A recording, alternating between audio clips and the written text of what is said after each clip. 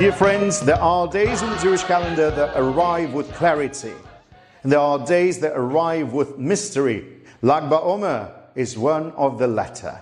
It stands in the midst of the Omer, a period marked by restraint and quiet mourning, and yet it bursts forth with light, bonfire, celebration, and a sense of hidden joy. The Talmud in Yevamot gives us the key. The Talmidim, the students of Rabbi Akiva, died during this time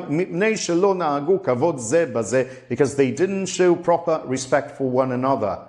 It is a startling statement. Rabbi Akiva, who taught love your fellow as yourself, as a great principle of the Torah, raised students who failed in precisely this area. And the consequence was not merely personal failure, but national tragedy. 24,000 students lost, and with them, worlds of Torah.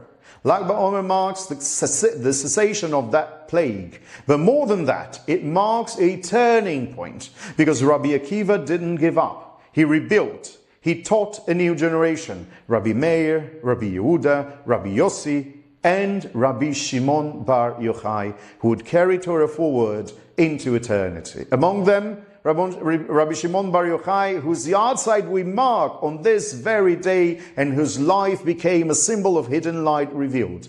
There is a famous story that told about Rabbi Shimon bar Yochai. Emerging from years in a cave, immersing Torah, he encountered ordinary people engaged in the mundane, plowing, sowing, building a life. At first, he couldn't understand it.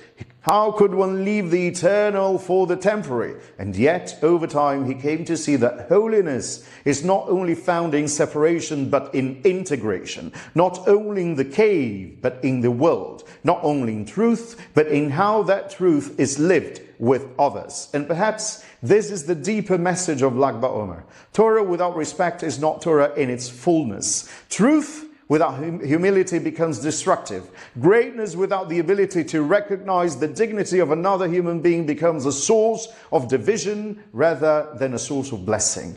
The students of Rabbi Akiva were giants. Their failure was not a lack of knowledge, but a lack of relational sensitivity. They saw truth, but perhaps they saw only their truth. And in doing so, they were unable to create a space in which others could stand alongside them.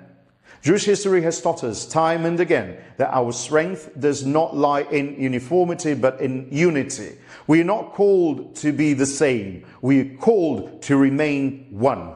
Lag ba-Omer, with its flames rising into the night sky, reminds us of this delicate balance. Fire can warm and fire can burn. It depends on how it is contained, how it is shared. The light of Torah is no different. When it is accompanied by respect, it illuminates. When it isn't, it consumes. So we gather, we celebrate, we sing, but beneath the joy lies a quiet commitment to rebuild what was lost, not only in knowledge, but in character.